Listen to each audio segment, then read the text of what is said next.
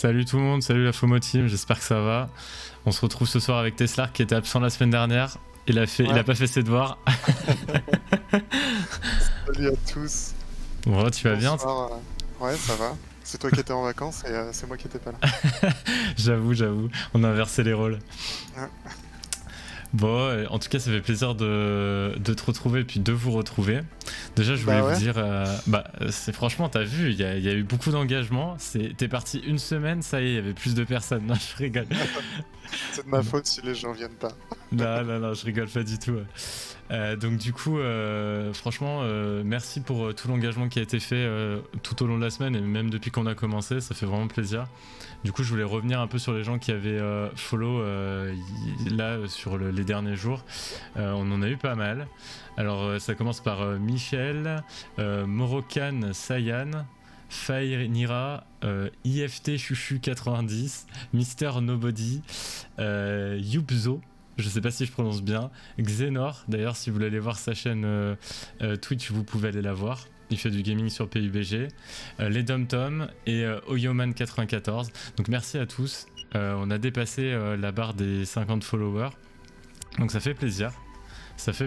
Et j'espère qu'on va continuer. Bientôt en tout cas, affilié. Ouais, bientôt affilié. Maintenant, il va falloir maintenir ça et ça devrait être le cas. En tout cas, écoutez, on va vous dérouler un petit peu le programme qu'on a prévu. On va faire d'abord une petite revue de presse avec des petites news qu'on a trouvées, qu'on trouvait sympa. Et avant tout, on va vous présenter un petit projet qu'on avait déjà discuté une fois, il me semble, si je dis pas de bêtises. C'était Osmosis, qui est sur la blockchain Cosmos. Et donc du coup on va vous présenter un petit peu Osmosis parce que c'est pas trop connu, enfin en tout cas les gens connaissent pas forcément. C'est pas la beaucoup. blockchain Cosmos, hein. je te corrige.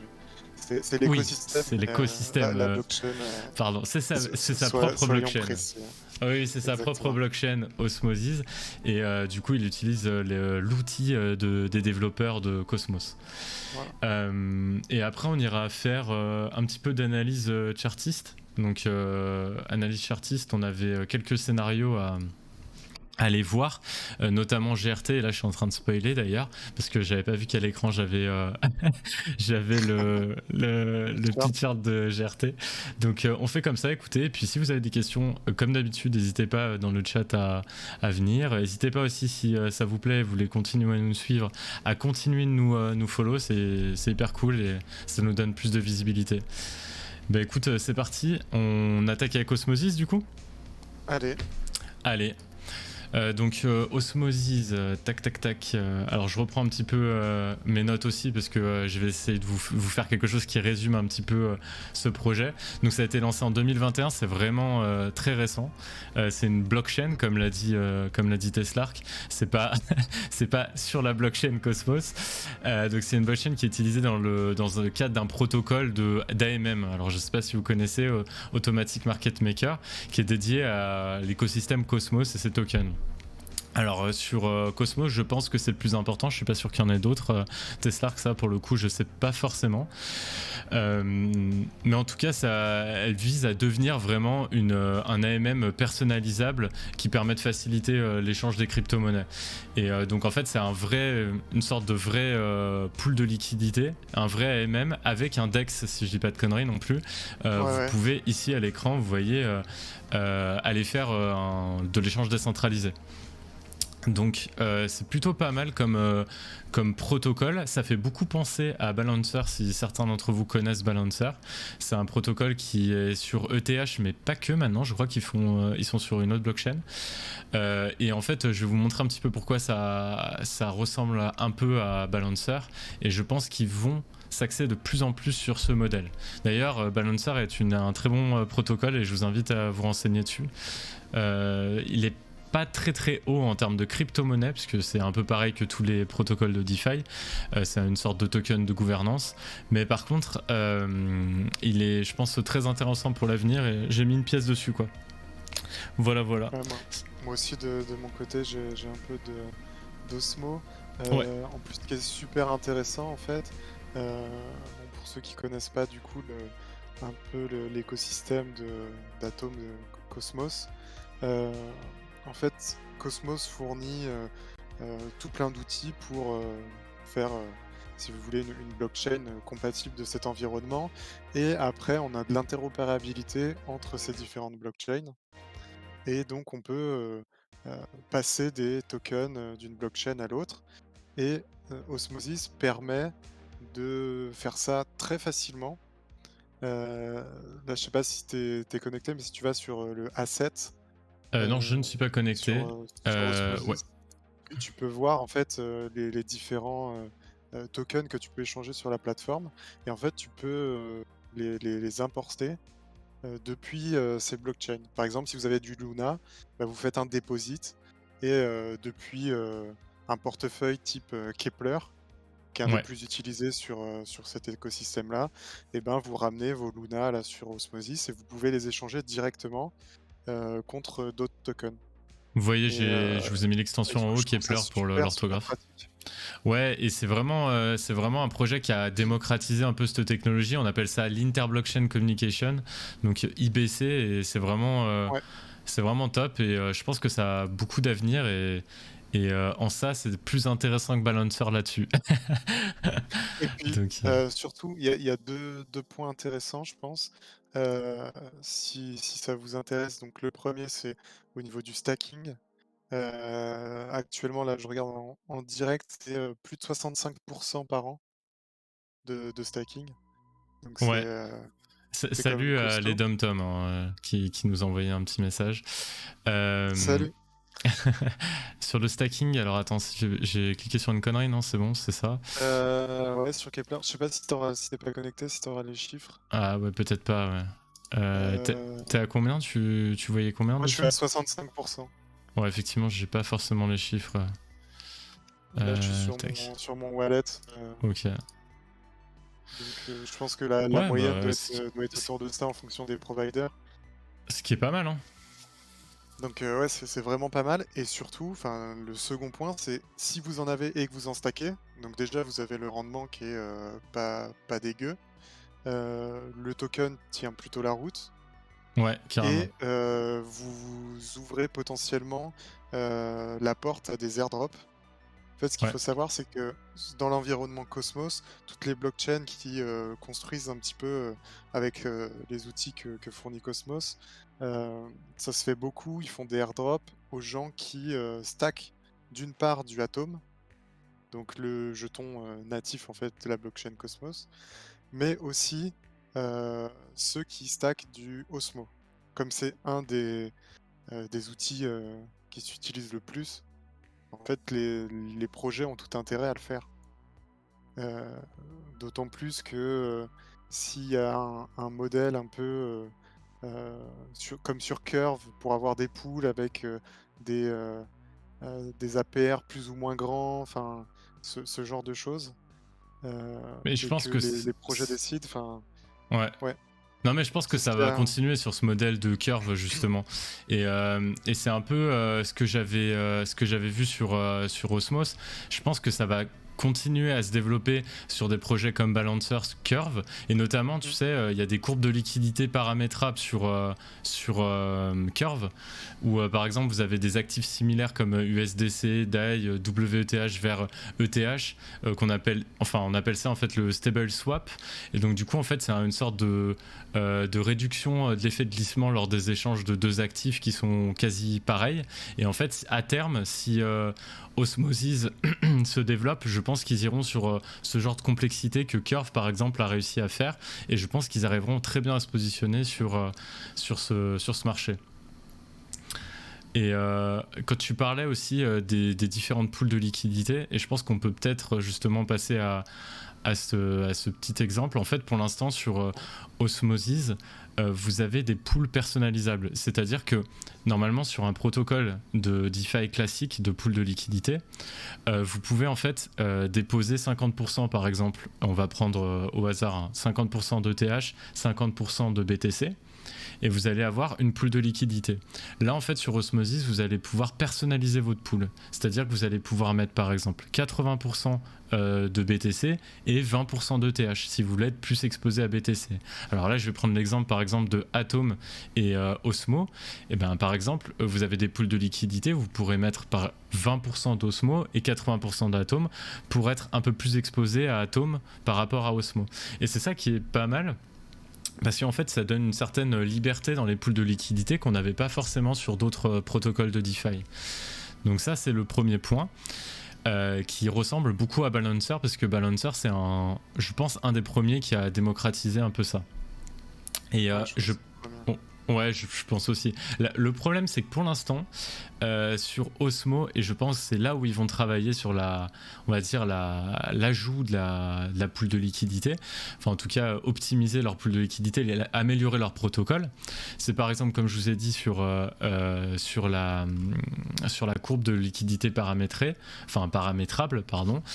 qui pourrait être recopiée du protocole Curve, ou sinon vous avez aussi la possibilité, je pense à l'avenir, de mettre plus de 2 tokens par pool, et ça Balancer l'avait très très bien assimilé. Alors attendez, je sais pas si je peux aller sur Balancer, j'ai oublié de préparer la fenêtre. Sur Balancer, tac. Alors, tac. Ici, Balancer. Vous voyez, en fait, vous pouvez mettre jusqu'à 8 actifs. Si je dis pas de bêtises, c'est 8. 8 actifs sur une pool. Donc là, typiquement, vous avez le WBTC, le RENBTC, le SBTC. Ou ici, vous voyez que vous avez l'USDT, le DAI, l'USDC. Et en fait, sur plein de protocoles, jusqu'à présent, vous n'aviez pas la possibilité de faire des pools de liquidité avec plusieurs tokens. Et je pense qu'à terme, Osmosis va se développer et va créer ça. Voilà en quoi pour moi c'est plutôt intéressant, et en fait d'avoir ce genre de pool de liquidité avec 8 indices, ça vous crée un vrai indice comme un ETF pour ceux qui utilisent un petit peu les outils financiers. En fait vous allez pouvoir tracer des index. Typiquement, si vous avez 8 crypto-monnaies principales de la DeFi, vous allez pouvoir créer une sorte de pool de liquidité avec un index qui est la DeFi. Un peu comme le S&P 500 pour du coup les marchés financiers. Et je pense qu'Osmosis a intérêt à faire ça et va le faire dans le futur. Voilà. Et peut-être aussi un autre point. Sur Osmosis, vous pouvez aussi moduler les frais de transaction. Ceux qui font les pools peuvent choisir en fait tout simplement à combien seront les frais de transaction sur la pool de liquidité. Et en tout cas, ça peut être pas mal parce que ça donne une certaine flexibilité qu'on n'a pas forcément sur d'autres protocoles. Voilà un petit peu les avantages pour moi d'Osmosis en termes de pure DeFi et de pool de liquidité. Je sais pas si tu avais d'autres choses à rajouter, Teslark. Non, pour moi il y a pas mal d'avantages. C'est sûrement un projet qui a de l'avenir dans l'écosystème. Et puis pour moi, ouais, c'est un des premiers qui montre les bienfaits de l'interopérabilité, et puis pour qui ça fonctionne, tu vois. Ouais, clairement, non, mais je suis d'accord avec toi. C'est une belle démonstration du truc, et je pense que ouais, il y a de l'avenir. Carrément, non, c'est sûr. Je sais pas si on l'avait passé en revue quand on avait fait notre petite tier list. Ah, attends, ça c'est intéressant de savoir ça. Est-ce que t'as la capture d'écran ou pas ? Vous pouvez expliquer c'est quoi un token ? Ouais, pas de souci. Donc en fait, un token c'est un jeton de crypto-monnaie. Et en fait, sur la blockchain, c'est une technologie en fait comme un grand livre de compte sur lequel tu vas avoir des opérations qui vont se mettre tout simplement les unes après les autres dans chaque bloc qui est normalement sécurisé par un consensus. Et ben en fait, sur ces blockchains, généralement, tu vas payer des transactions pour utiliser la blockchain, et le token qui va être associé à cette blockchain, par exemple sur Ethereum c'est l'ETH, va te permettre de payer ces transactions. Mais le token il sert pas forcément qu'à ça, il peut avoir beaucoup plus d'utilité, et c'est ça qui est intéressant. Il peut avoir une utilité comme une action avec un droit de vote, il peut avoir d'autres utilités en fait diverses dans l'écosystème des crypto-monnaies de la blockchain. Donc c'est en ça qu'il est intéressant, et il est beaucoup plus flexible qu'une action par exemple, ou qu'une obligation financière ou ce genre de choses. Je sais pas si tu as une meilleure définition du token, Teslark. Non, ouais, c'était une définition très, très complète. Pour moi, un token, c'est ouais, pour moi, le token, c'est une crypto-monnaie. Et souvent, il est utilisé un peu abusivement, le terme token, mais un Exactement. token, c'est une crypto-monnaie qui n'a pas forcément sa propre blockchain, qui n'a pas son infrastructure derrière, voilà, qui contrôle le token, du coup. Ouais, carrément. Voilà, j'espère que ça a répondu à ta question. Et N'hésite en tout pas à cas, préciser si tu veux d'autres. ouais, n'hésite pas. Hein, et Ou si si tu vous avez comprends des pas ce qu'on a questions, dit, hein. ouais, On en peut plus, réessayer. des fois on parle chinois. N'hésitez pas à poser vos questions. Hein. Si vous avez des questions, on peut s'arrêter pour y répondre et tout. Il n'y a aucun souci, justement. C'est mieux d'avoir de l'interaction. Après, je sais pas si vous aviez des questions, notamment sur Osmosis, parce que le projet, on va dire que c'est un bon projet. C'est dans on va dire dans l'ordre où on s'était dit débutant, intermédiaire, avancé sur la DeFi. Je pense que globalement, c'est pas forcément pour les débutants, c'est plus intermédiaire, mais c'est intéressant et je pense que ça sera de plus en plus facile de l'utiliser. Oui, en grosse partie, maintenant, vous pouvez expliquer la blockchain. Bah justement, c'est ce que je te disais. La blockchain, en réalité, c'est comme un grand livre de comptes, si tu es un peu comptable ou pas. Enfin, à toi de me dire, mais Ouais, c'est en un peu... gros, c'est comme dans un grand livre où tu dois remarquer toutes les transactions qui puissent exister entre des gens.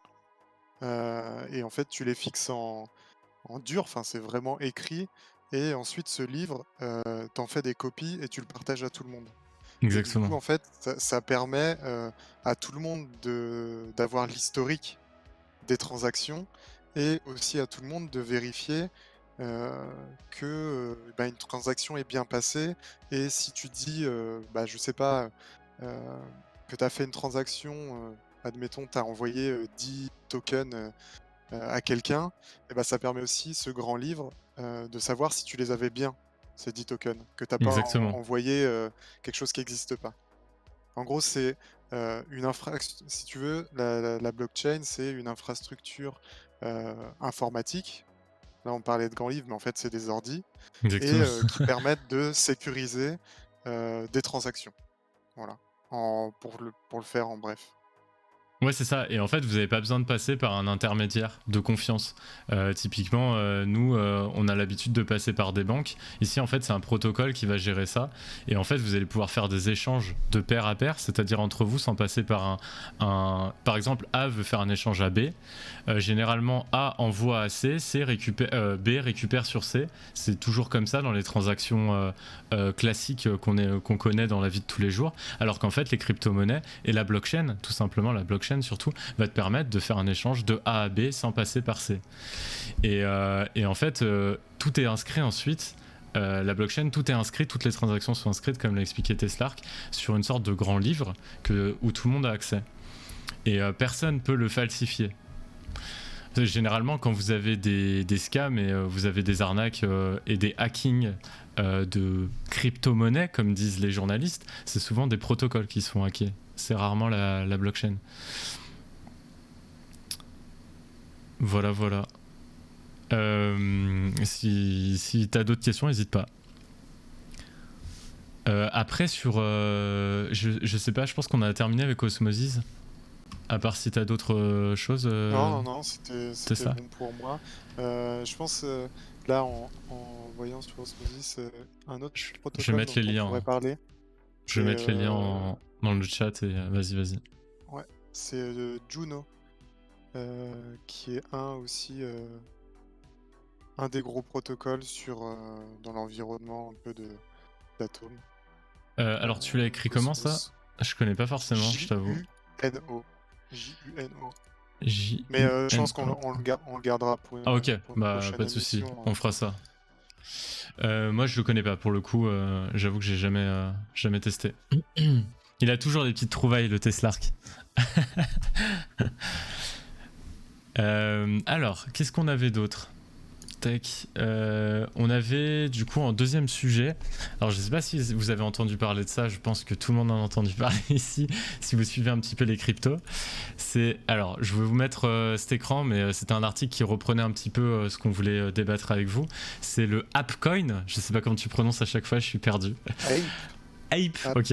Ape, C'est des singes. Ouais, c'est des singes, mais moi je dis monkey pour un singe, donc le ApeCoin du coup. En fait, c'est un. Alors, je pense que tu pourras mieux en parler que moi, Teslark, parce que c'est souvent toi qui gère au niveau des NFT. Mais c'est un coin qui est sorti pour les holders de Ape NFT, c'est ça?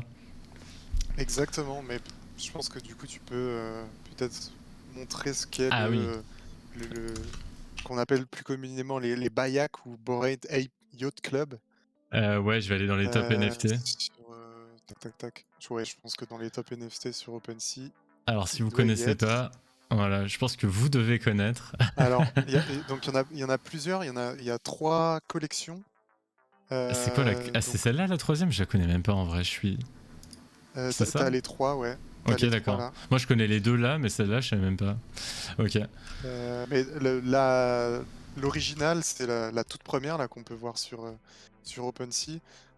Donc si tu descends, c'est typiquement donc c'est des NFT, NFT qui sont des photos de singes et qui font partie de la catégorie photos de profil, si on veut, enfin que les gens utilisent un peu pour flex sur Twitter et puis sur les réseaux. Et c'est une collection donc qui au début était vendue, enfin lors de la création de la collection, c'était pas grand-chose, hein. Et je sais pas pourquoi ça a pris plus qu'une autre, mais en tout cas, ça a pris et aujourd'hui ça vaut des centaines de milliers de dollars Exactement. en équivalent Ether, quoi. Et donc à la suite de cette collection originale, ils ont offert à ceux qui possédaient donc des apes heu, d'autres NFT. Donc c'est les autres collections là qu'on peut voir, les Mutant par exemple ou qui sont des versions, un peu, je sais pas, horrifiques des enfin je sais pas comment c'est des mutants quoi, enfin Ouais, c'est des ça, singes je vais vous mutants. montrer. Ouais, c'est. Et je crois qu'en fait, avec ça, tu pouvais pas aussi avoir des remèdes ou je sais pas trop quoi. Non, ou c'était l'inverse, Non non, en c'était. fait ouais, en fait ils ont donné des sérums, il me semble.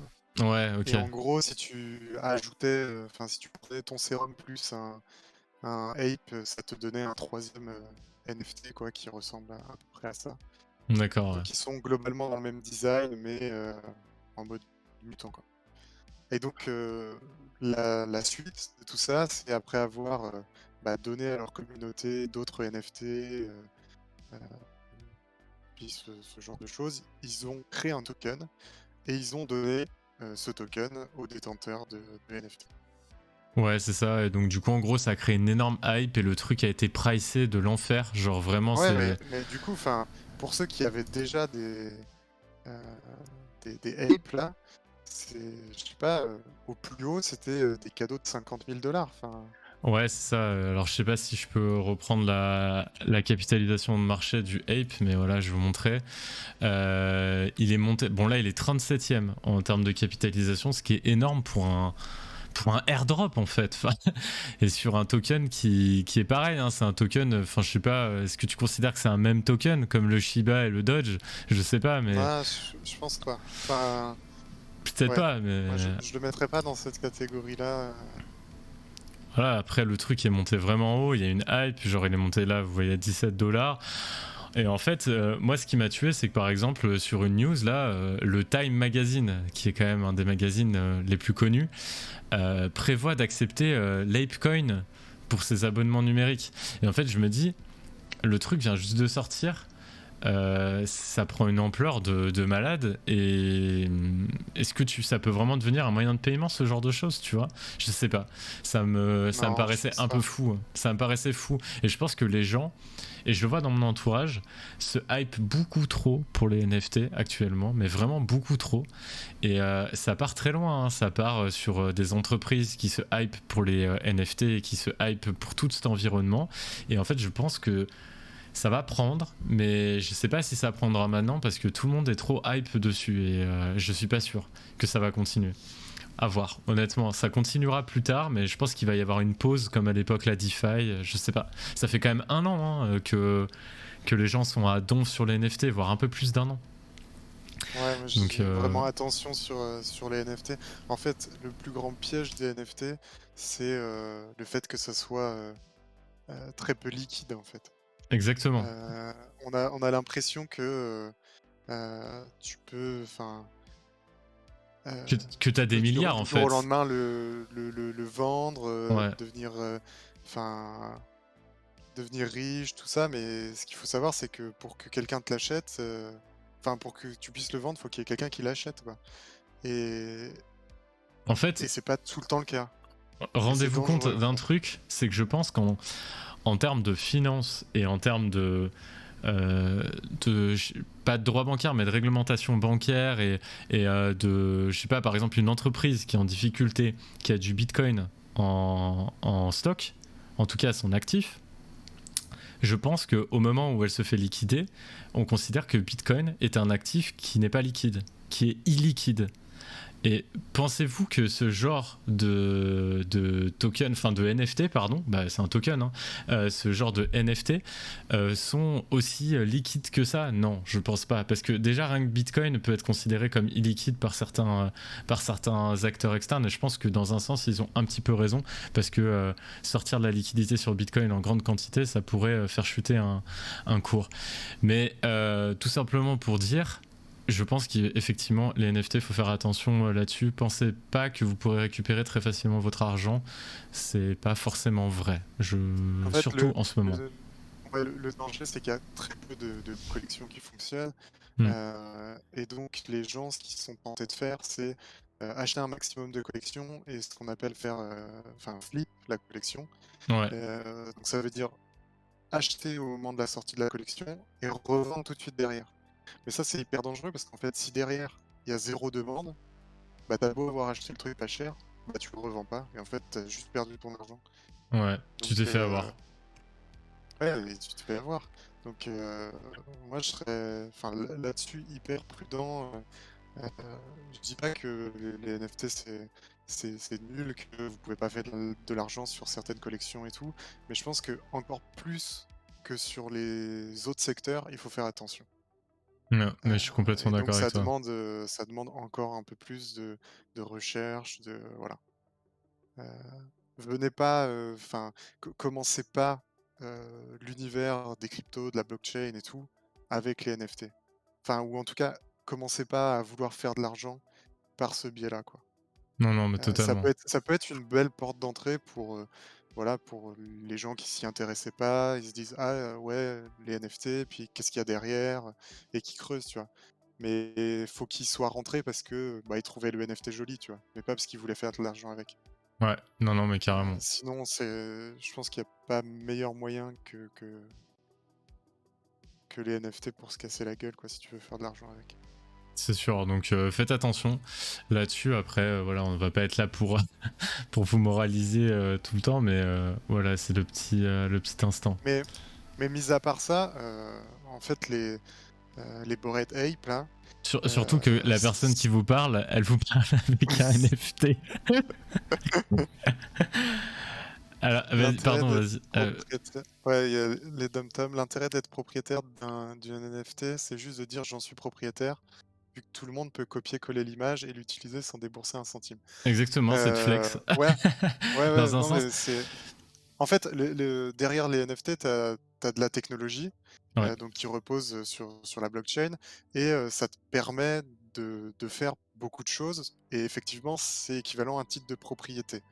Un titre de propriété sur une image numérique, heu, ça fait moins de sens que sur, je sais pas, un titre de propriété d'une maison, tu vois, qui est numérisé.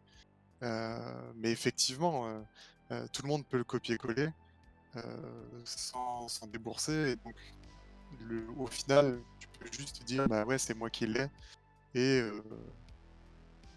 c'est pas enfin, je sais pas si c'est pour montrer ton argent ou quoi, c'est aussi, dire partie que tu fais partie d'une communauté. Je pense que Totalement. derrière ça, enfin, derrière les NFT, il y a aussi un peu cet aspect-là, tu vois? Pour Et les après, ouais, ouais, vas-y. ce que j'ai envie de te dire sur les NFT, c'est dans un sens, c'est aussi un bon moyen pour les artistes, tout simplement, de pouvoir s'exposer. Je pense que c'est un bon moyen Ouais, pour eux de s'exposer parce que c'est très compliqué d'aller dans des galeries ou ce genre de choses. Donc tu peux très bien faire de la photo aussi ou très bien faire des dessins, des graphismes comme là ils sont faits. Tu vois, l'Epicoin, ça pourrait très bien être considéré comme un artiste qui a eu du mal à je sais pas, s'exposer par exemple, et du coup là qui a une visibilité de malade, donc très bien, tu vois. Et je pense que ça peut être bien, et ça peut rendre l'art aussi abordable aux gens. T'as pas besoin d'aller dans un musée pour voir de l'art. Et ça, je pense qu'à terme, les NFT, ça deviendra ça. Enfin, en tout cas, pour ma part, je l'espère. Je suis peut-être un peu trop naïf là-dessus, mais en tout cas, j'espère que ça sera ça à terme, parce que je pense que ça peut être super bien pour donner un accès et populariser l'art. Et à côté de ça, je pense aussi que ça aide tout simplement les artistes à éviter tout ce qui est en fait le copyright. Je suis pas sûr que ça marche tant que ça, tu vois. Par contre, si en gros à la création et au mint de ton NFT sur une plateforme comme Rarible, où il vérifie à chaque fois la provenance des NFT, si tu l'as pas forcément enfin en tout cas récupéré sur internet ou quoi que ce soit, enfin je sais pas si en tout cas c'est très bien fait, mais tu vas être le premier à avoir minté ce NFT, et tout le monde pourra le voir parce que il y aura eu cette transaction où c'est toi qui mint et c'est ton adresse au bout. Et donc du coup ça rend une certaine propriété quand même à l'artiste. Et après tu dis ça reste ostentatoire. Ouais, totalement, ça reste ostentatoire. ouais, bien Les sûr. gens enfin les gens aiment l'exposer aussi, et c'est ouais, je pense qu'il y a quand même ce phénomène. En tout cas actuellement c'est beaucoup comme ça, et à terme j'espère que ça sera un petit peu autrement et que ça sera vraiment axé plus sur l'art en tant que tel, sur redonner un petit peu de visibilité aux artistes, parce que pendant 2 ans ça a été très compliqué même avec le Covid, et en fait ça a créé vraiment peut-être des liens avec des artistes aussi, d'avoir créé ça virtuellement. Vous pouvez même créer des galeries d'art virtuelles avec des NFT, et je trouve ça génial. Vous achetez un ticket sous forme de NFT, vous pouvez aller dans une galerie d'art virtuelle voir un artiste NFT. Ou alors, il y en a certains qui donnent leur galerie d'art complètement gratuitement. Et ça, je pense qu'à terme, ça devrait se démocratiser. Ouais, en fait, ce qui est un peu dommage, c'est toute la spéculation qu'il peut y avoir derrière Ouais, et puis, peut-être cette espèce de communautarisme, dire: «Bah, regardez, on appartient au même monde». Mais derrière les NFT, il y a, enfin, c'est une technologie qui apporte, je pense, pas mal de choses et comme tu le disais, que ça soit pour les artistes, heu, dans la musique ou même enfin, qu'importe l'art, le simple fait que, en fait, à chaque transaction, l'artiste puisse toucher une petite part de la transaction, bah, je trouve ça, plutôt bien et plutôt juste que, enfin, tu vois, il soit tout au long de la vie de son œuvre, il soit récompensé. Et puis derrière les NFT, il y a d'autres possibilités, je sais pas, pour des assurances, heu, je disais des actes de propriété, ce genre de choses. Où tu pourrais en fait, revendre une assurance que tu as contractée. Heu, Tu contractes une assurance, je sais pas, pour, aller à l'étranger et puis, bah, finalement tu vas pas à l'étranger, mais tu as quand même acheté ton assurance. Dans le monde entre guillemets d'aujourd'hui, bah, tu t'es fait un peu avoir, tu as payé et puis voilà. Si c'était un NFT et bah, cette assurance, elle est sur le NFT et tu pourrais dire: «Et ben, moi je revends, mon assurance, si quelqu'un va dans ce pays, bah, potentiellement il peut te la racheter et voilà l'utilité que ça peut avoir». Pareil, je pense que les prochaines applications, c'est des billets de concert. ouais, non, Aujourd'hui, totalement. Mm. les billets de concert ou les places, de ciné ou je sais pas, les événements sportifs, enfin tous ces tickets-là, bah, ça pourrait être inscrit dans la blockchain comme des NFT.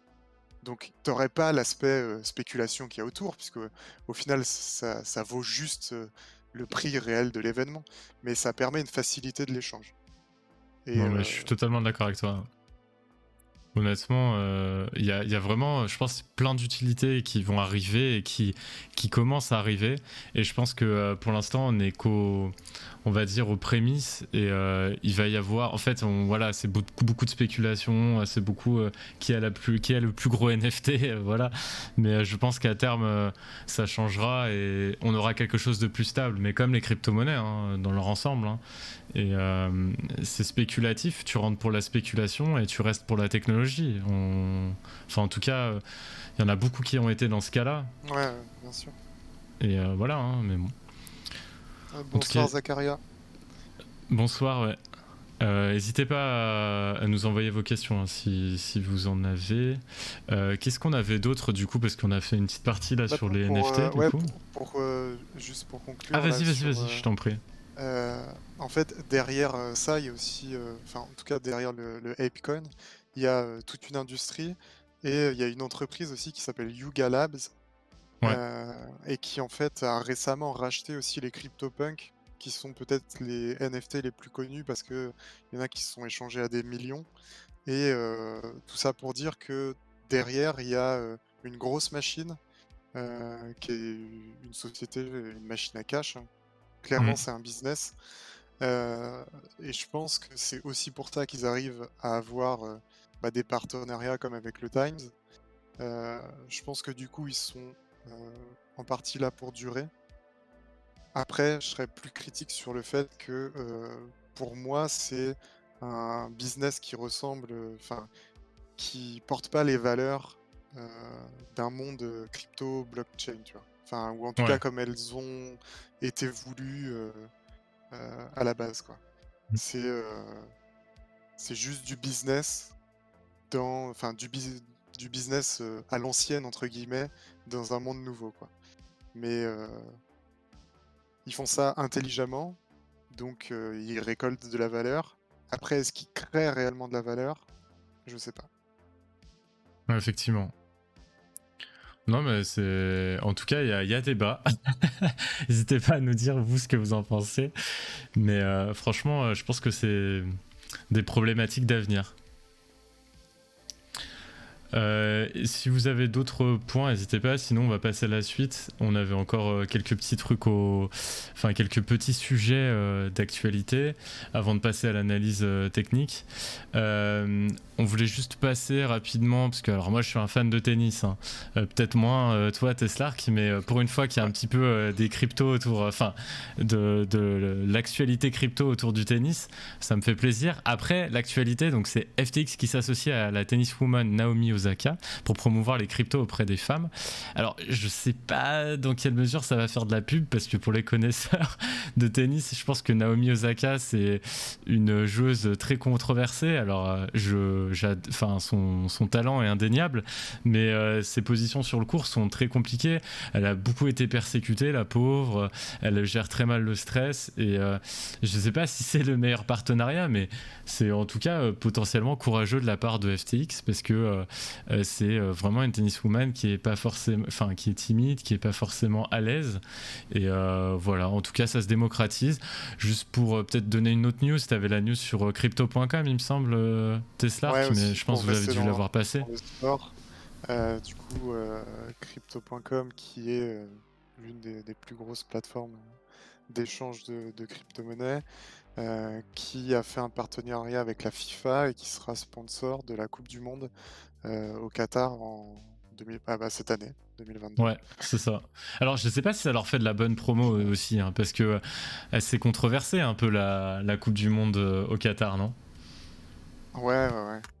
Je sais Après, pas je pense si. que enfin, tu vois, s'ils pèsent le pour et le contre, la coupe du monde, c'est regardé par des centaines de millions de personnes, je pense. Ouais. Enfin, forcément, ça te donne une exposition de malade. Heu, Ouais, non, mais Donc c'est sûr. je Donc sais ils ont pas, tu pesé vois. le pour et le contre et se sont dit, vas-y, j'y vais. Et puis, C'est. enfin, tu vois, que tu fasses un bad buzz ou un buzz normal, dans tous les cas, tu buzzes et on parle de toi. Ouais. Donc, ça t'offre de la visibilité. Je pense pas qu'ils prennent trop de risques à nouer un partenariat, quoi, là. Non, mais À mon sens, je pense que t'as raison, honnêtement. Je pense que t'as raison. Voilà. Sinon, sur le sport, c'était tout. Je crois qu'il n'y a pas eu trop de news, hein, sinon, de ce côté-là. Après, on voulait peut-être faire un. Alors, je sais pas si on va voir si on va voir le time. Je pense qu'on peut parler de la news enfin, du triple halving de TH. On n'a pas trop parlé de TH depuis qu'on a commencé les émissions finalement, un petit ouais. peu, mais par rapport à ce que TH vaut dans nos cœurs, on n'en a pas forcément parlé assez, je trouve, et on voulait un petit peu avoir votre avis sur comment vous allez voir, comment vous voyez en fait tout simplement le déroulement de TH sur les prochains mois et prochaines années surtout, parce que pour moi je pense que TH a vocation clairement à faire le flipping, donc à passer devant Bitcoin en termes de Peut-être capitalisation de un marché. petit retour, du coup, avant Ouais, sur sur le triple. l'historique. Ouais, vas-y. Non, et puis sur l'historique, du coup, pour ceux peut-être qui savent pas, hein, T'as raison. sur Ethereum, donc c'est la seconde crypto-monnaie du marché. Ouais, les dom-toms. En parlant de bonne ou mauvaise pub, la valeur d'un NFT peut varier avec l'actualité. Genre un NFT représentant Poutine en ce moment. Totalement. Hein. Je pense Ah oui, oui, oui. honnêtement que ça peut vraiment varier par rapport à l'actualité. Hein. Ça, enfin, un NFT représentant Poutine. D'ailleurs, je sais pas s'il y a des collections qui ont été faites au niveau de Poutine. Ah, il y en a sûrement, hein. Je Il y en pense a que si tu sûrement. cherches. Mais ouais, totalement, hein. Enfin, Bah, typiquement, il y a des NFT qui sont faits autour de Elon Musk. Le jour où Elon Musk il a décidé, je sais pas, de péter son câble comme il fait souvent, je pense que les NFT ils peuvent vriller quoi. Soit ils partent à la hausse, enfin ça serait possible hein, d'ailleurs que ça parte à la hausse, ça part à la baisse. Mais c'était un peu comme à l'époque. Salut Yoski. C'était un peu à l'époque enfin je sais pas, de Dogecoin avec Elon Musk, il pumpait et tout la crypto, bah c'est un peu pareil, tes NFT tu peux les pumper s'il y a de l'actualité autour d'eux quoi. Je sais pas si t'as un avis là-dessus, Teslark, je lis la question, on peut stocker de la crypto sur une Ledger Nano S? Ah oui, oui totalement, tu peux stocker sur une Ledger Nano S si t'as... Alors vas-y. conseillé. Ouais c'est conseillé. Sur une petite clé Ledger, je sais pas si vous voyez à l'écran, comme ça. Voilà. N'hésitez pas hein, si vous avez des questions. Et ouais, totalement, ça peut varier en fonction de ce qui se passe, de l'actualité, totalement. Voilà. Tac. Qu'est-ce qu'on a... Ah. Ouais, du coup, sur l'historique d'Ethereum. Merci à Yoski qui a rejoint la FOMO Team. Désolé, je t'ai coupé. Merci Yoski. Du coup, donc, seconde crypto-monnaie du marché, énorme capitalisation. Ethereum, le réseau, a amené, ou en tout cas a démocratisé ce qu'on appelle les smart contracts, les contrats intelligents sur la blockchain. Donc, typiquement, vous pouvez mettre des conditions sur une transaction. Donc, c'est révolutionnaire, je pense, dans ce milieu, et puis globalement dans n'importe quel milieu, quoi. Donc, pour ceux qui ne savent pas, Ethereum utilise aujourd'hui, comme Bitcoin, ce qu'on appelle la preuve de travail pour sécuriser en fait les transactions. Donc, qu'est-ce que c'est la preuve de travail? Globalement, c'est des ordis qui sont en compète pour résoudre des calculs. Et celui qui résout le calcul gagne, et gagne un petit peu de la crypto-monnaie. Et c'est comme ça qu'on avance, qu'on valide les transactions, qu'on valide les blocs, ce genre de choses. Et donc, c'est un système qui est un peu critiqué pour sa consommation d'énergie, et puis aussi pour le fait qu'il peut potentiellement gérer moins de transactions que d'autres systèmes. Et donc Ethereum a décidé il y a quelque temps de faire une transition vers un autre système qu'on appelle la proof of stake ou preuve d'enjeu. Ouais, Donc qui marche exactement. un peu différemment, qui consomme moins d'énergie, qui est censé être plus scalable, donc admettre plus de transactions en même temps. Et donc ce changement, en fait, il va avoir des énormes conséquences sur le réseau et sur le token, l'Ether, qui le compose. Et c'est pour ça que donc, Will parlait Du triple halving. d'halving, de triple halving. Et là, pareil, petite précision, si vous savez pas ce que c'est que le halving, en fait, donc Bitcoin, euh, donc il y en a un nombre limité en circulation et puis qui sont émis. Et donc il y en a toutes les tant de minutes, si vous voulez, un petit nombre qui sont émis. Et tous les, il me semble que c'est tous les 4 ans, Ouais, c'est tous ça, les tous les 4 4 ans, ans. cette émission, elle est divisée par 2. Donc en fait, au cours du temps, il y en a de moins en moins qui sont générés.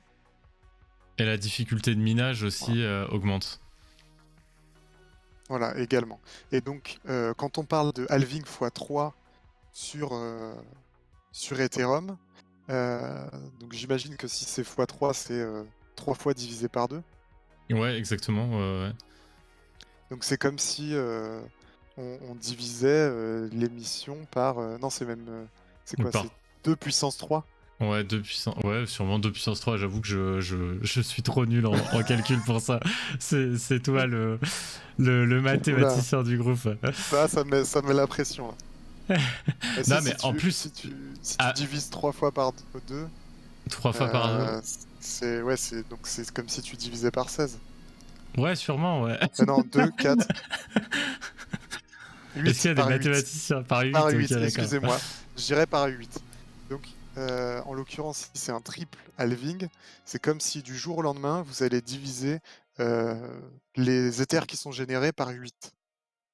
Ce qui est énorme, enfin, vous en conviendrez. Et du coup, ça, possiblement, ça peut créer un espèce de choc entre l'offre et la demande, comme l'offre va diminuer drastiquement et la demande devrait être maintenue. Il n'y a pas de raison qu'il y ait moins de demande, même au Mais, contraire en fait. ouais. Et donc ça va créer un espèce de choc entre cette offre et cette demande et ça risque de faire grimper le prix, En sachant tout simplement. que ETH, voilà, donc depuis leur dernière mise à jour, donc ça s'appelle l'EIP 1559. Alors je sais pas si tu dis 1559, mais il y en a que je crois qui disent plutôt Ouais, 1559. En fait, 15,59. on brûle des ETH, on n'en crée plus comme on faisait avant où on avait une supply, donc une fourniture de jetons qui était infinie. On pouvait en créer de plus en plus. Là, maintenant, ETH a tendance à devenir déflationniste et donc du coup brûle de plus en plus d'ETH, c'est-à-dire qu'ils sont perdus. Il y a par exemple, donc c'était un peu la news sur laquelle on voulait vous discuter avec vous aussi, c'est qu'il y a 5,8 milliards de dollars d'ETH qui ont brûlé depuis cette implémentation de l'EIP 1559. Ça veut dire que en fait vos ETH, c'est pas comme les euros qui actuellement on les imprime et où les dollars on les imprime pour fournir de la liquidité sur le marché et appuyer en fait tout simplement l'économie parce qu'on ne sait plus comment faire autrement que d'injecter de l'argent par le biais de ces gouvernements qui ont la main sur leur monnaie gouvernementale. Là vous Et avez une monnaie pour les gens de tous les jours, ça se traduit juste par l'inflation par et l'inflation, que exactement. demain, bah, pour acheter une baguette de pain, bah, c'est pas 1 euro, c'est 1,10 €. Et ben Voilà. voilà, c'est 10% d'inflation. Parce que voilà, il y a de plus en plus d'argent qui circule et en fait, l'argent est finalement été très facile à avoir dans un sens. Je dis pas ça voilà pour me la péter ou quoi, mais t'allais dans une banque globalement, si t'avais un dossier qui était pas trop dégueulasse pour faire un prêt, t'avais un prêt à moins de 1%, ce qui était improbable. Tu vois, à une certaine époque. Et en fait, où va cet argent? En fait, c'est que cet argent, elle est imprimée dans des quantités qui étaient hallucinantes pendant le Covid. Et ça vous crée une inflation économique qui allait être majeure. Et je pense qu'on va ressentir les effets. Et c'est pour ça qu'il y a beaucoup de personnes qui pensent que les crypto-monnaies peuvent rester dans le game, hein, tout simplement, parce que Bitcoin, ça a une supply limitée. ETH, ça devient déflationniste. Et ça n'a plus vocation à avoir une supply infinie comme ça. enfin en tout cas aussi élargi que ce qu'on avait actuellement. Et donc en fait, vous allez avoir des cryptos comme ça qui vont limite servir de réserve de valeur, alors que TH, en plus d'être potentiellement une réserve de valeur, à terme, hein, j'en sais rien, et en plus un utility token qui vous permet en fait, d'utiliser tous les protocoles qu'il y a sur ETH, et donc en fait de faire tout ce que vous voulez puisque c'est la blockchain la plus fournie. Et en fait, on va arriver sur comme tu disais, un choc de liquidité, peut-être une prise de conscience des personnes, et plus en plus de nouveaux acteurs dessus. Et si vous avez acheté votre TH ou je sais pas combien de TH ou une fraction de TH, je pense honnêtement, alors moi c'est mon avis et je voulais avoir votre avis aussi et l'avis de Tesslark, mais je pense honnêtement que le TH n'est pas forcément surévalué, il est bien plus sous-évalué qu'on le pense. Je sais pas ce que t'en penses toi, Tesslark. Je pense que ouais, actuellement il est légèrement, je dirais, sous-évalué. Je le vois pas forcément beaucoup plus haut. Ah ouais. Euh, Parce que enfin, t'as quand même d'autres solutions qui existent derrière, donc à voir en fait ce que ça va donner aujourd'hui. En fait, pour utiliser cette blockchain, ça coûte assez cher. Ouais, non mais ça on est Euh, d'accord, totalement. et Ouais. toutes les progrès qu'ils font tendent pas forcément à faire baisser ce prix. Donc ça va être une blockchain d'importance pour le futur. Ça, j'en suis convaincu. Euh, mais je sais pas si ça sera la blockchain de Monsieur Tout le Monde. Non, peut-être pas la Euh, blockchain de Monsieur Tout le Monde. Tout le monde utilisera. Après, peut-être, avec toutes les solutions qu'on a de layer, De Layer 2, layer ouais. 2, Ouais. donc qui sont des surcouches en fait un petit peu à cette blockchain et qui permettent de bénéficier en fait de la sécurité de ce réseau tout en se tapant pas les frais qui sont exorbitants. Donc peut-être pour ça, mais ça sera peut-être qu'en couche de fond, tu vois, qu'il y Ouais. aura de l'Ethereum, mais après c'est aussi ce qui fera le prix. Aujourd'hui, ce qui fait le prix des cryptos, c'est pas forcément les monsieur tout le monde qui en achètent. Certes, Non, oui, non, on est bien c'est d'accord. ça, mais ce qui fait le prix, c'est toutes les institutions qu'il y a derrière, toutes les entreprises qu'il y a derrière. Et là, je pense que Mais oui, tu, il y a une adoption qui va se faire là-dessus. tu vois, je pense pas Après, qu'un institutionnel, qui, s'il y a une adoption massive des crypto-monnaies, ça veut dire qu'il faut qu'il en ait, pour tout simplement être sur le marché, et être intéressé et continuer à avoir une croissance. Si cet acteur professionnel il est sur le marché des crypto-monnaies, je le vois mal aller sur Phantom actuellement ou sur même PancakeSwap ou ah ouais, pourtant qui sont bien des gros sûr. acteurs. Et je pense il va se tourner naturellement vers ETH, vers Ah oui, BTC mais aussi, tout c'est là simplement. aussi, il y a toute la liquidité. Enfin, oui, je suis C'est totalement difficile d'accord, hein. d'avoir. On ne sait pas ce qui va se passer à l'avenir. Il y a eu tellement d'argent qui a été déversé dans les crypto-monnaies, on n'aurait jamais pensé qu'on arrive même à ce stade-là. Bien Donc sûr, hein. potentiellement, ETH, c'est que le commencement, et ça se trouve, je sais pas, hein, je dis au hasard, hein, je dis Solana ou n'importe qui, ou Elrond un jour, j'en sais rien, hein, je dis au pif, mais sera plus important que ETH. Ça, on est bien d'accord, il y a les Ethereum killers. Moi, je pense la première étape, c'est ETH qui dépasse BTC. Et potentiellement après les ETH killers, on est peut-être trop tôt, tu vois, là-dessus. On est peut-être dans une phase qui est trop prématurée sur le fait que potentiellement un projet arrive à aller plus loin que ETH. Ce qui nous a été prouvé, c'est quand même jusqu'à présent, ETH, malgré que les frais soient élevés, c'est une blockchain qui plante très rarement. Par Oui, oui, oui. rapport à Solana, par rapport à Phantom, par rapport je sais pas, hein, même Elrond avait planté à une époque, tu te rappelles quand ils ont mis leur Dex et tout. Ouais, mais Euh, la taille du réseau, elle est pas comparable. Enfin, Ah non, on est bien c'est, d'accord. Et, la sécurité, tout ça. et quand tu Enfin, vois les transactions qu'il y a actuellement sur les NFT et OpenSea, là, ce qu'on vous a montré avant, pour faire ce nombre de transactions qui est énorme, tu te dis qu'en fait, ETH, bah, peut-être qu'en fait, c'est le prix de la technologie aussi. Et je pense qu'il y en a certains qui sont prêts à le payer. Voilà, voilà.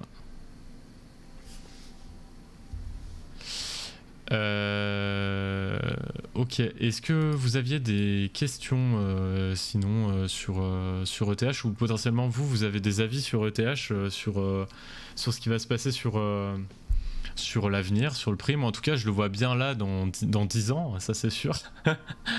Et je le vois bien devant BTC. Je sais pas toi. Toi, tu dis qu'il va stagner un petit peu?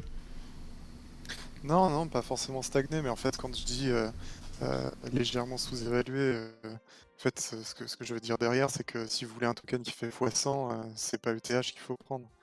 Euh, si vous voulez un token qui fait x100, c'est d'autres trucs. Mais tu vois, je le vois difficilement peut-être faire un x10. Ça me paraît déjà très ambitieux. Ouais. Tu vois, s'il atteint, je sais pas pour l'instant, quelle est la TH De il a atteint quoi, l'Ethereum? Attends, ouais, je vais regarder. 5000 $, quelque chose comme ça. Alors, tac Juste tac en tac. dessous, ouais, 4800. 4800, ouais, c'est ça. Tu vois, si on va un truc à 10K ou donc un x5, je trouvais ça déjà énorme. Ouais, x5, effectivement. voilà, ça me paraîtrait Ouais, ça un bon prix. serait déjà pas mal. Ok. Qu'est-ce qu'on avait d'autre en news? Du coup, si, on avait une petite news avec BCH, à part si t'as autre chose à dire sur ETH. Hein. Non, c'est bon. J'essaie d'avancer un petit peu parce que je vois l'heure qui tourne. Je pense que ça va être galère. Sur ETH, tac, on a terminé. Donc du coup sur BCH, donc là on rentre vraiment dans du shitcoin les gars. Sur Bitcoin Cash, alors je sais pas si vous connaissez, c'est un fork de Bitcoin. Donc ça veut dire qu'en gros, globalement, si je dis pas de conneries, hein, sur Bitcoin Cash, c'est des gars qui travaillaient sur... Enfin, c'est pas des gars qui travaillaient, c'est en gros, ils ont voulu créer une sous-blockchain de Bitcoin et en fait qui est soi-disant voilà plus scalable et compagnie, toujours la promotion sur ce genre de blockchain, et en fait créer une sorte de Bitcoin qui est plus liquide, je sais pas, Bitcoin Cash, je sais pas pourquoi ils l'ont Non, appelé comme ça. c'est pas. Enfin, en fait, la différence, c'est la taille des blocs. En fait, Ouais, ok, d'accord. il y a eu une petite guéguerre, euh, je sais pas, c'était quoi, 2017, 2018, sur le Bitcoin, et tout le monde avait une bonne idée pour améliorer Bitcoin, tout ça. Et en fait, ça a créé des scissions sur la chaîne.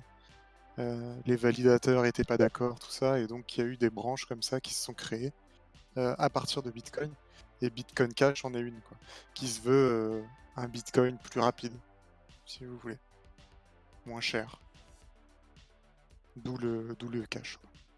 Je te laisse. Non, vas-y, je t'en prie. Je vois que dans le chat, il y en a un qui essaie de nous vendre son shitcoin, donc c'est pour ça j'ai essayé de... ça m'a perturbé. On n'est pas trop là pour vendre les shitcoins, donc si t'es ici pour ça, je préfère que tu t'en ailles.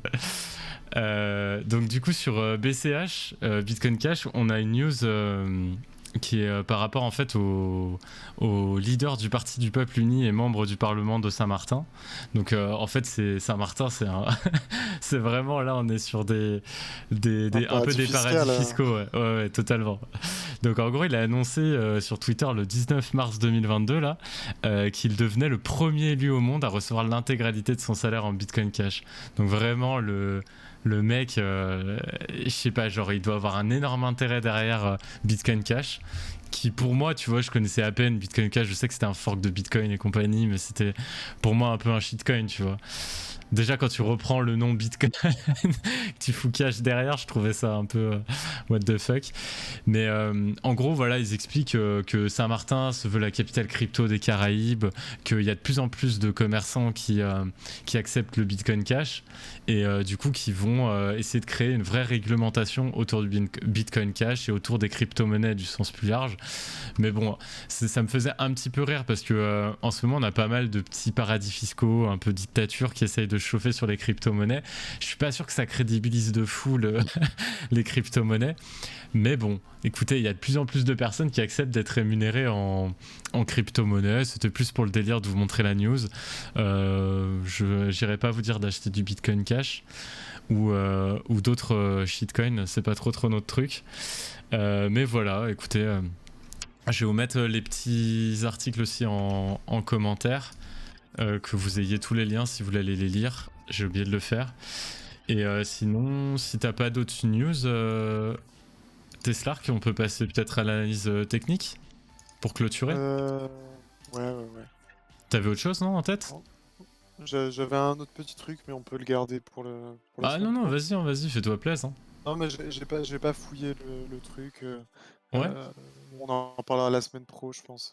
Ouais, et si vous avez des sujets sur lesquels vous voulez qu'on essaye de se pencher pour travailler on peut faire la semaine prochaine, ou voilà, vous présenter le projet, même si c'est des projets qu'on connaît pas, à part voilà, si c'est sur des tokens sur la BSC qui sont faits en Turquie et qui ont l'air douteux, comme on a eu en commentaire, je préfère pas, mais par contre, si c'est vraiment des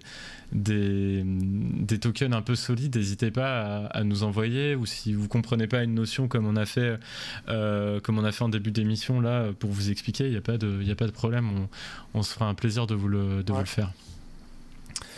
Bah écoutez, on va passer à l'analyse technique un petit peu. Donc on va commencer par Bitcoin, si ça vous va. Ouais.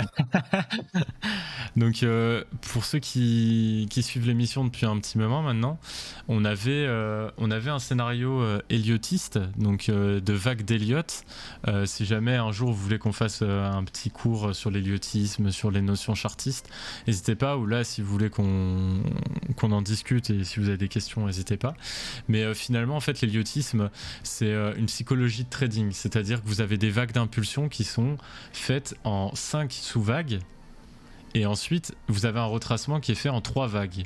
Donc les 5 premières, on appelle ça 1, 2, 3, 4, 5, et les 5 vagues qui descendent, enfin les autres vagues qui vont dans le sens inverse, on appelle ça du ABC.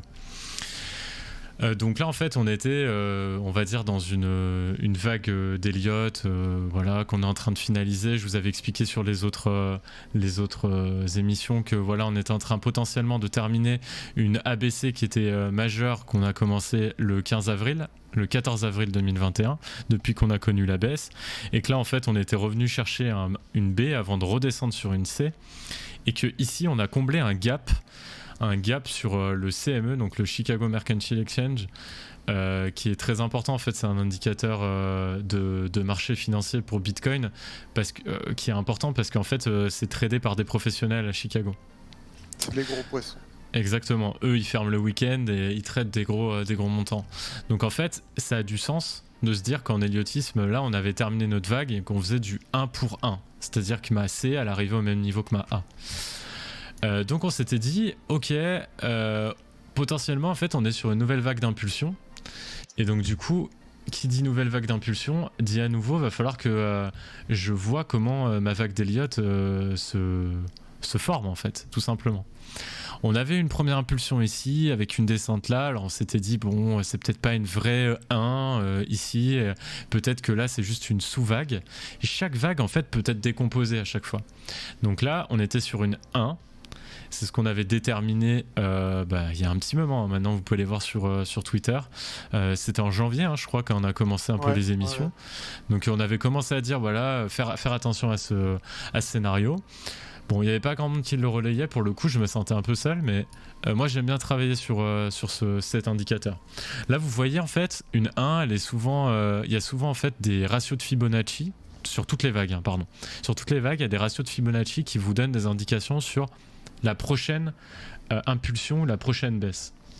Ici, quand vous êtes sur votre vague qui va de 1 à 2, on savait qu'on avait un retracement de Fibonacci qui pouvait généralement se situer entre 0,5 et 0,786, voire des fois 0,382. C'est très rare d'aller chercher les 0,786 que vous voyez à l'écran ici, mais c'est ce qu'on a fait. Vous voyez, on est pratiquement allé les chercher ici. On est allé entre les 0,618 et les 0,786. Donc on a validé en fait un schéma héliotiste d'une 1 et d'une 2. Pour l'instant, notre scénario il était valable.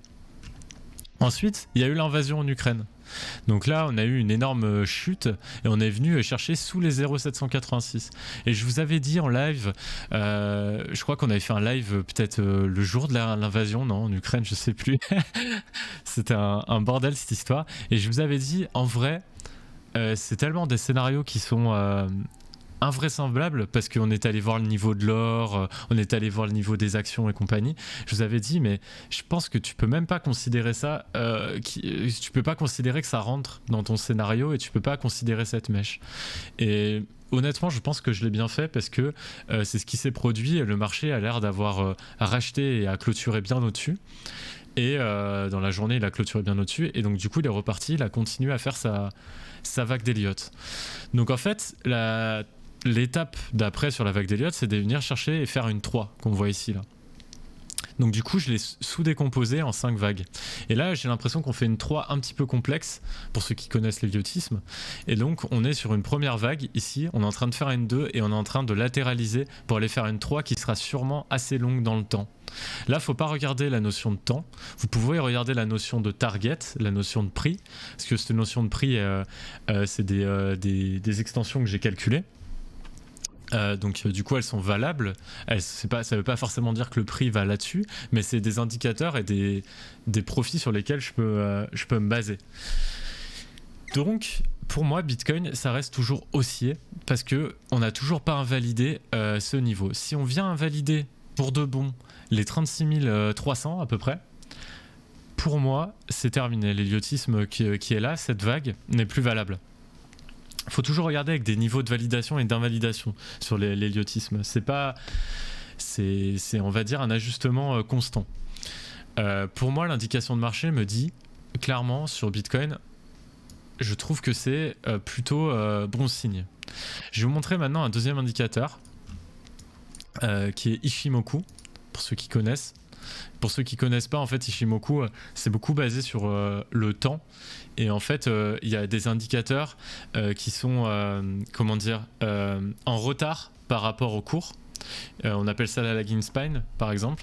Et donc, du coup, ça vous donne vraiment... Moi, j'aime bien le compléter avec l'elliotisme parce que ça me donne des niveaux, des supports, et ça me donne un peu une notion de temps, justement. Et ça me donne un petit peu des confirmations. Et en fait, Ishimoku, là, vous voyez, vous avez un nuage qui est matérialisé par cette vague, ce nuage là tout vert, et là ce nuage tout rouge, puisqu'on était dans une phase descendante, qui sont en fait des moyennes à un mobile. Hein. Et là, vous voyez que le nuage s'est resserré. Et en fait, il faut toujours regarder sur Ishimoku le cours par rapport au nuage. Et là, vous voyez que notre cours, il frôlait à chaque fois le nuage. Là, il l'a traversé, mais le nuage était tellement épais qu'il l'a traversé, il est revenu, il est descendu. Et là, vous voyez que notre nuage s'est rétréci. Et quand vous avez un nuage qui est rétréci, ça veut dire que vous avez une sorte de latéralisation qui fait que votre cours va avoir beaucoup plus de facilité à venir casser le nuage qui normalement est une épreuve et à du coup percer ce nuage et repartir et changer de tendance, tout simplement. Exactement. Et là, en fait, vous voyez qu'on a travaillé depuis très longtemps Ishimoku, et moi, je le travaillais plus trop Ishimoku parce que je le trouvais un peu ennuyant en ce moment. Vous voyez que là, si on reprend notre ABC, notre grande ABC ici, vous voyez que Ishimoku, à chaque fois, a été un support pour venir défendre le prix. Et quand vous percez le nuage, en général, c'est un peu la catastrophe, vous voyez. Donc c'est un indicateur qui est très regardé par les professionnels, honnêtement. Ishimoku, il y a beaucoup de traders qui traitent sur Ishimoku, donc je considère que je suis obligé de le regarder, même si c'est pas mon indicateur préféré.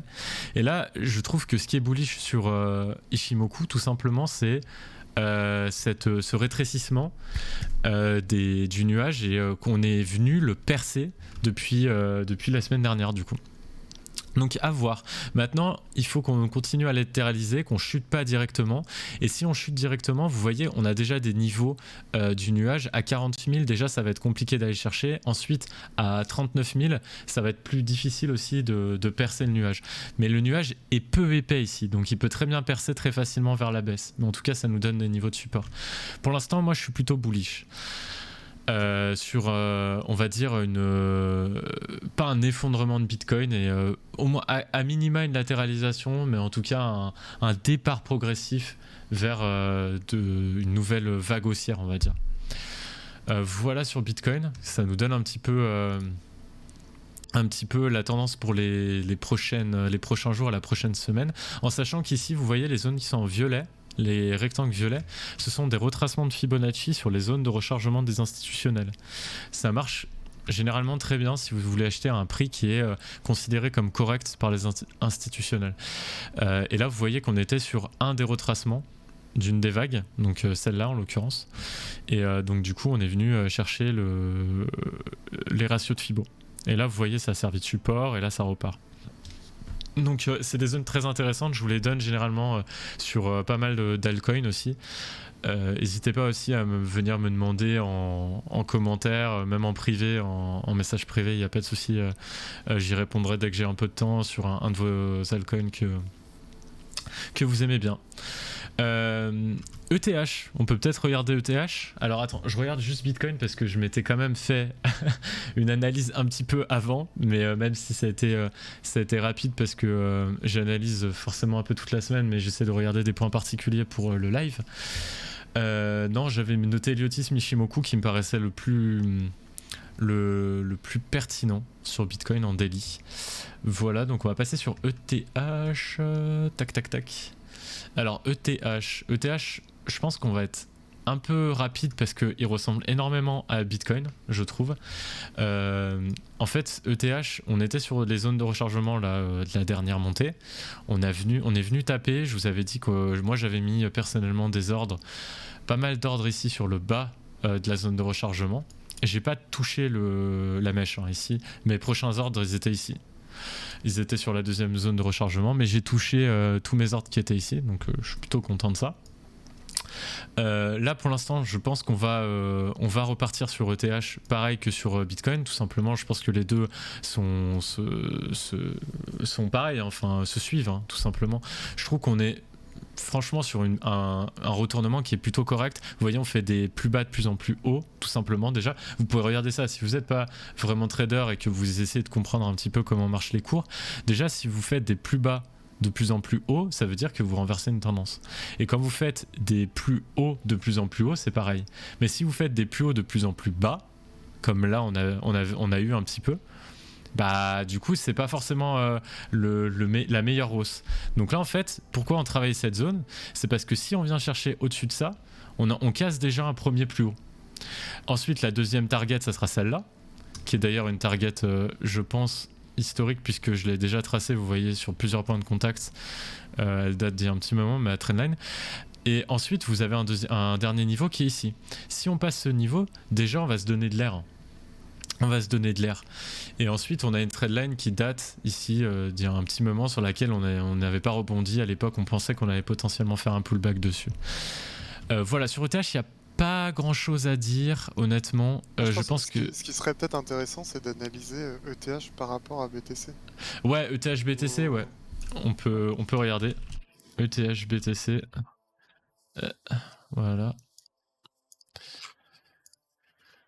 ETH... On parlait de renversement entre les deux. Exactement. En fait, ETH BTC, il a été assez simple. En fait, ETH BTC, alors j'ai pas tracé mes lignes là, pour le coup, mais vous voyez qu'on est dans une sorte de canal haussier. ETH BTC, pendant un moment, on est venu en fait toucher tout le temps nos bornes de notre canal haussier. Et en fait, ETH BTC, ETH a tendance à monter par rapport à BTC, à prendre des petites parts de marché, tout simplement. Vous voyez qu'on n'est jamais redescendu hyper bas. À chaque fois, on a ETH qui grappille face à BTC. Et ça prouve une nouvelle fois que ETH a de la force acheteuse, même auprès des plus gros acheteurs, puisque les plus gros acheteurs, généralement, se situent sur Bitcoin. Donc on a beaucoup de force acheteuse, et c'est pas qu'un mouvement de gars du retail, voilà, qui ont un petit portefeuille. Là on a vraiment des gros acteurs. Et petite info aussi, on parlait du CME. Et ben maintenant vous pouvez, pour les institutionnels, il y a de plus en plus de possibilités d'aller utiliser des dérivatifs sur ETH. À quand un ETH en spot? C'est-à-dire vous pouvez acheter vraiment de l'ETH, parce que pour l'instant vous avez beaucoup d'institutionnels qui achètent sur du dérivé, BTC et ETH, mais à quand des ETF avec du spot? où ils achètent vraiment du BTC. Ça, on verra parce que ça va vraiment changer aussi la donne d'un point de vue des professionnels. Mais je pense que THBTC, la config est toujours bonne. On est toujours dans notre phase tout simplement haussière. Alors, on a des plus hauts à aller chercher, on est d'accord. Mais vous voyez que c'est graduel. C'est pas violent. C'est pas par exemple le VET ETH. Je pense à celui-là. Vous voyez, un VET ETH, typiquement. Vous voyez, vous avez des pics, vous allez chercher des plus en plus bas ici, vous allez chercher le haut, vous revendez vos VET contre vos ETH et ainsi de suite, quoi. Il y en a beaucoup qui font ça. Mais vous voyez bien que VET ne mange pas des parts de marché à ETH sur le long terme. Voilà ce qu'on pouvait dire ETH face à BTC. Et juste peut-être un point sur ETH, on parlait d'Ishimoku tout à l'heure. Je ne l'ai pas forcément regardé, mais ouais, peut-être si à la fin ça me parle, cette histoire. ETH, vous voyez que là on est en train de percer le nuage. On est en train de le percer, pas à l'endroit où il est le plus fin, mais en tout cas on est en train de le percer à un endroit où il est quand même pas si épais que ça. Donc c'est plutôt bon signe. Ça veut dire que le cours essaye d'attaquer le nuage. Là, si vous voyez une ou deux bougies encore en dehors du nuage et au-dessus, c'est plutôt bon signe, honnêtement. C'est plutôt bon signe. Voilà, et on sort de la zone de retracement et de zone de rechargement des institutionnels. Donc à voir s'il va y avoir beaucoup de force acheteuse. À voir, honnêtement. ETH, moi je le trouve intéressant quand même. Après, regardez bien Bitcoin parce que c'est quand même lui qui drive un peu tout. Voilà. Après, moi, je veux peut-être revenir sur un dernier coin avant que je te laisse la parole, peut-être Teslark pour qu'on conclue. Et si aussi vous avez des crypto-monnaies sur lesquelles on voulait passer un petit peu. C'est que la semaine dernière, on avait fait une revue, quand tu m'as lâchement abandonné, là je rigole, on avait fait une revue sur GRT. Parce qu'on avait revu pas mal de coins, tu me connais, genre j'avais fait la liste et je m'arrêtais plus vraiment. Et en fait, j'ai regardé et GRT, on était en plein breakout. On était en plein breakout de cette trendline qui date depuis le 8 novembre 2021, 9 novembre 2021, pardon. Alors il y en a beaucoup qui aiment pas les grandes trendlines et tout, je sais pas pourquoi honnêtement, c'est des trendlines qui sont regardées hein, honnêtement. Là vous voyez on était dans une zone de rechargement sur laquelle on a beaucoup travaillé, il y a eu beaucoup d'accumulation ici, on a cassé malheureusement et ça a été dû notamment à ce début d'année pourri avec les cryptos et puis là après il y a eu tout le conflit ukrainien-russe, mais ça n'a pas pris si cher que ça, hein, GRT pendant d'ailleurs le conflit et qui est toujours d'actualité, hein, je ne dis pas le contraire. Et là vous voyez il y a un truc qui saute aux yeux, c'est déjà le pic de volume. Il y a eu un pic de volume vraiment assez impressionnant, donc je sais pas, le prix a été défendu à 0,31 centimes et là il y a eu beaucoup de demandes sur un projet qui est le Google des blockchains. On pourrait peut-être un jour en parler dans l'émission, ou même tu peux nous en parler aussi Teslark si tu veux maintenant, mais en tout cas qui sert beaucoup pour les développeurs, hein, voilà. Qui a un très bon fondamental et c'est pour ça que je vous en parle, sinon je vous en parlerai pas. On parle rarement de... Ça permet d'indexer un peu les différentes blockchains, les données, voilà. Voilà, nous on essaie de parler que des projets qui nous intéressent. Fondamentalement, on ne sera pas là pour parler que de spéculation et compagnie. Je vous donne juste, en fait, moi j'aime bien regarder le fondamental, en discuter notamment avec Teslark qui a toujours des super trouvailles et qui a vraiment une super technique de la blockchain, qui connaît beaucoup de choses là-dessus parce que ça fait longtemps qu'il est dans l'écosystème. Et ensuite d'aller voir un peu les prix intéressants et d'essayer de convaincre Teslark de ne pas se faire éclater en achetant le top du projet. Est-ce que c'est à peu près bien résumé? Ouais, c'est très bien résumé. Mais il se fait pas éclater parce qu'il est toujours là depuis longtemps. Oui, tu suis pas tout le temps, mais toi, à chaque fois, t'es en mode c'est pas grave. De toute façon, je suis là pour un moment. Et je suis d'accord avec toi, mais des fois, moi, ça me frustre. Donc, du coup, là, vous voyez que GRT, on a fait le breakout. On était en plein live. On était sur cette mèche, live du 15 mars. On était sur cette mèche, on est venu confirmer notre breakout avec une deuxième mèche ici. Vous voyez que ça a été vendu tout de suite en fait le 17 mars. Je me suis dit potentiellement on va essayer d'aller faire un pullback et compagnie. Vous voyez qu'on a trouvé en fait une sorte de mini bottom sur une sorte de pullback en fait tout simplement. Ça a commencé à être racheté sur les mèches antérieures là du 1er et 2 mars. Donc ces niveaux, vous voyez que ça avait été travaillé ici, donc c'est pas anodin.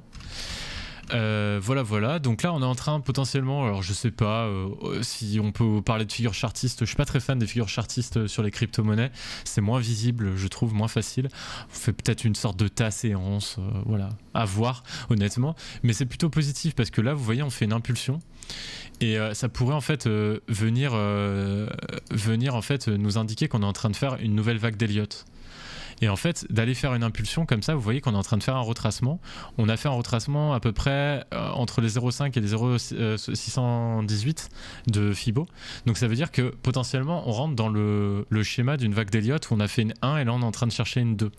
Alors là, c'est un peu trop tôt pour le dire, honnêtement, mais ça a gardé dans l'esprit. Et je pense que GRT, et avec ce pic de volume et cette impulsion haussière qui est venue breakout notre trendline du 9 novembre, peut nous relancer une vague d'impulsion elliotiste. Et en tout cas, nous relancer et tout simplement renverser le marché. Alors je me suis noté aussi sur GRT pour pas l'oublier, parce que tac, en weekly, j'ai noté qu'on avait aussi le MACD qui allait croiser bullish. Donc le MACD, ça donne en fait un momentum, hein. Ça veut dire que vous êtes... ça veut dire, est-ce que en ce moment la crypto est plutôt en train d'être vendue ou est-ce qu'elle est plutôt en train d'être achetée? Mais ça donne en aucun cas une indication de prix. Ça donne en fait une direction un peu de psychologie de marché et d'envie de marché. Ça donne en aucun cas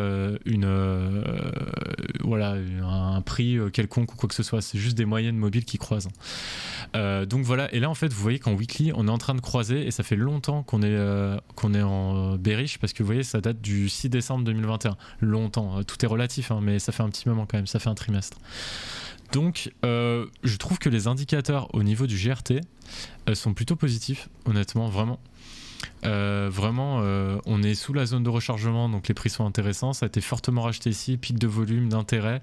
On a breakout notre trendline du 9 novembre 2021. Le MACD est en train de croiser. Et sur Ishimoku, on est en train de travailler le nuage. Et c'est ce que je me suis noté, c'est le petit bémol Ishimoku. On risque de rester un petit peu dans le nuage et de venir un peu horizontal pour essayer d'aller chercher de la force acheteuse ici. Et aller venir casser le nuage qui est assez épais par contre ici. Hein. Mais vous voyez que le nuage est en train de s'inverser aussi et de passer au vert. Donc pour l'instant GRT je pense que est dans une phase d'impulsion.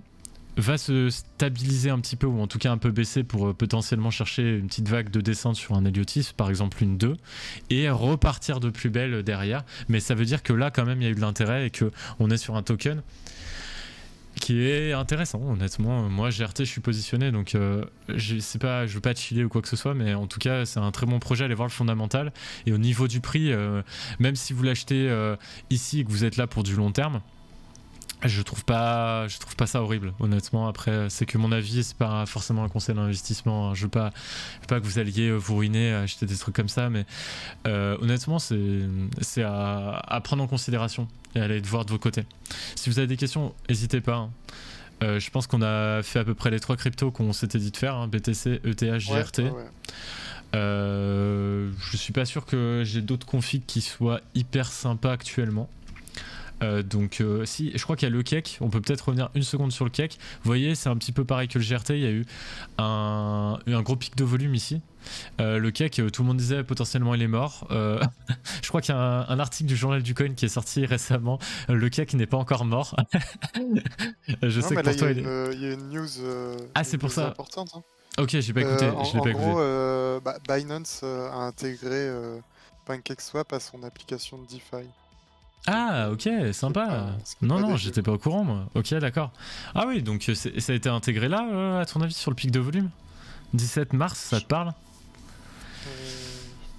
Je sais pas exactement, mais je pense que ouais c'est en lien. Ça doit être relatif potentiellement à ça. Bon, en tout cas, moi j'étais positionné sur le cake, je vous en avais parlé au niveau de la DeFi pour les débutants, c'est pas mal parce que vous pouvez stacker.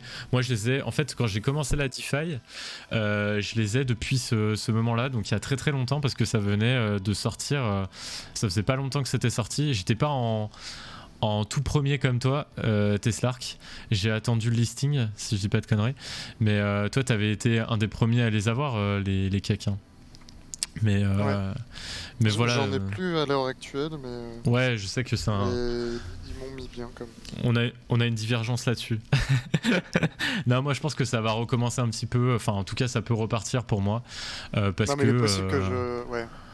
Non, il est possible que je reprenne un petit bag de cake. Bah, il est pas enfin, moi je le trouve pas excessivement cher. On est sous les zones de rechargement institutionnelles. Voilà. Bon, là, vous voyez on parlait du nuage d'Ishimoku. Vous voyez qu'on est venu le taper ici. C'est assez précis. Hein. Et vous voyez que là, on est en train de se prendre une petite gifle. Et on revient chercher un peu plus bas.